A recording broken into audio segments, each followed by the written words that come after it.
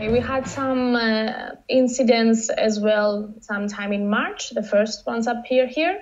And then, everything started to take let's say, a process of getting into the total lockdown by April.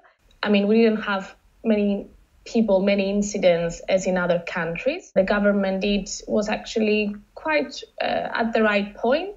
The measures were a bit strict at the beginning. We were allowed to go out of the house once per day by message, or if you're working, you had a specific permission, like a paper. Afterwards, we had 3 messages per day.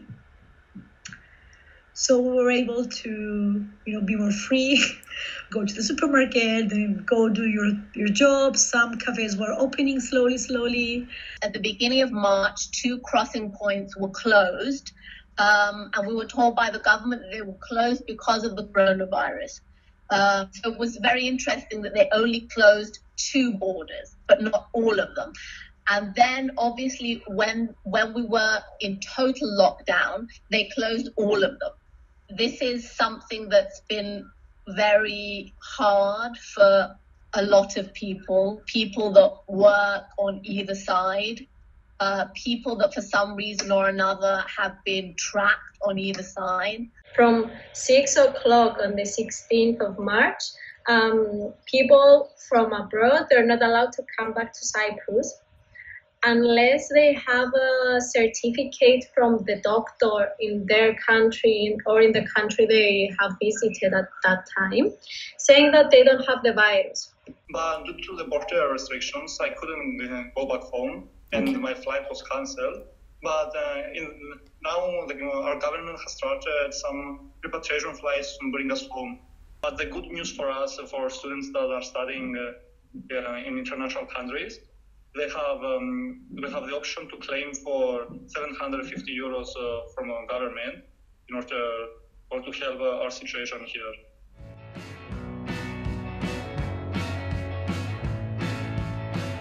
I live in the north and I study in the south, so I can't go to school. Like my friends that live in the south, they're gonna go to the school to do the exams, but I'm gonna do them online. First, I was like, okay, it's probably gonna be for like 1 or 2 weeks, so I was like, oh, okay, holiday. But then it started, like, I realized how serious everything was, and I got a big panic because I was like, it's family and we have like older people. So I live very close to my grandma and we see them every day. So I got like a big panic, like what's going to happen and stuff like that. First of all, as I mentioned, I'm working in a non-profit organization with Erasmus Plus projects. So a huge impact was the mobility of projects that they stopped. I was able to work at home, but the amount of work I had to do was not a lot. There were no mobilities between Europeans, like youth exchanges, training courses. So my job was affected negatively, I guess, from this pandemic. And I believe every NGO in Europe is in the same situation as we are. Nobody knows when the mobilities were going to start. I'm studying law in the UK, in the University of Reading. And due to the coronavirus, I was planning to go home for the Easter vacations on the 27th of March. But I got an email from the company saying that my flight was cancelled because our government has shut down the borders in order to restrict the spread of the virus. And the university has also closed down, and we can't go back there. And it has told all the international students to plan to go home if they want to. I don't know if most people say that, but it was mostly psychological. At first, because when I came back, I self-quarantined in my room, and I was there for 2 weeks, and I couldn't see my parents, I couldn't eat with them at first, so I started to feel really, let's say, sad maybe. And then after that 2 weeks, I came out of my room, but still at my house.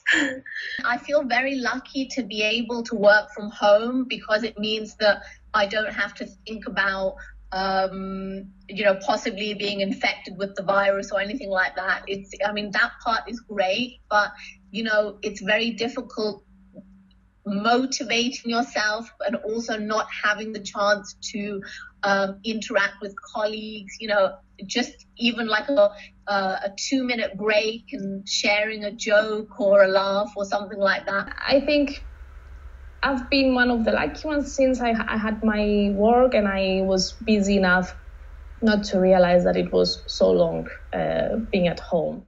But thing was that you couldn't see your family. We would meet online, either through different platforms. So to see my parents or siblings, we will have an online date, let's say, to catch up a bit.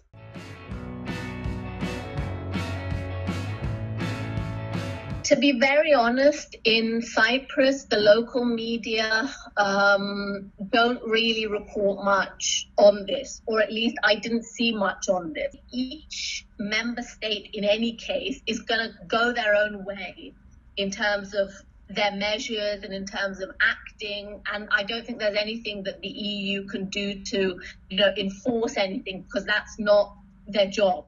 I don't know much, to be honest.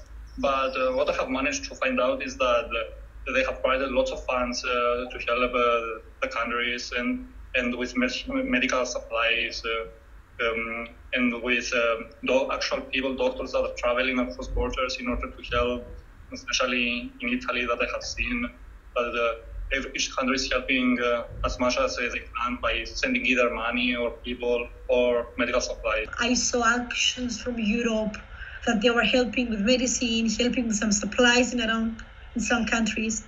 At the beginning, I felt also that, okay, where is European Union? What does she do? Where is it? So I was like, okay, maybe I'm not seeing the bigger picture. But I believe after some time, when they started to realize, okay, these are the needs of the countries, we should act like this, it was more concrete. From my perspective, I think that the EU did lots of things. As of what I know, they tried, for example, on the important stuff. They also gave some funding, I think, or a loan or something. So for the country to use, to give to the businesses so that they don't fire people.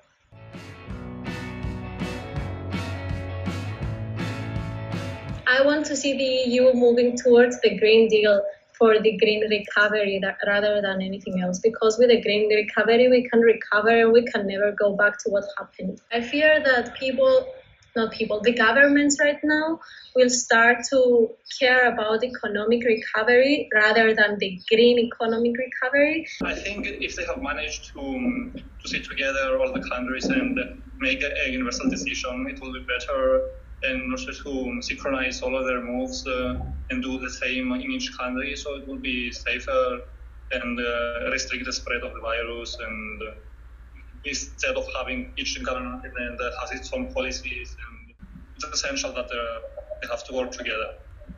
It's going to be hard, but if people are determined, I think they can manage. We're going to have to get used to living with this, so it's going to be like any other virus. So we're going to have to take our precautions according to that, but we're also going to have to learn how to live with it, because we can't just stay in lockdown for the rest of our lives. It's not just going to disappear in a day. So I think there's a lot of supporters and proponents of the EU in various EU member countries that were probably hoping for more coordination. There were many young people that they either didn't have a job or they couldn't be at home all this time, or many women, as we see, they have faced domestic violence. So these things should worry us a bit and work towards making these situations better. I hope it will change, just to be more united and to see that the need of people, they need to be together and they want to. What we realize from this pandemic is that people need to be together to work this out. So they need to make more actions and bring countries together, not only the leaders, but the people. For the one country to care for the other, to know the problems of the other country, not our own, and just belong in a big union.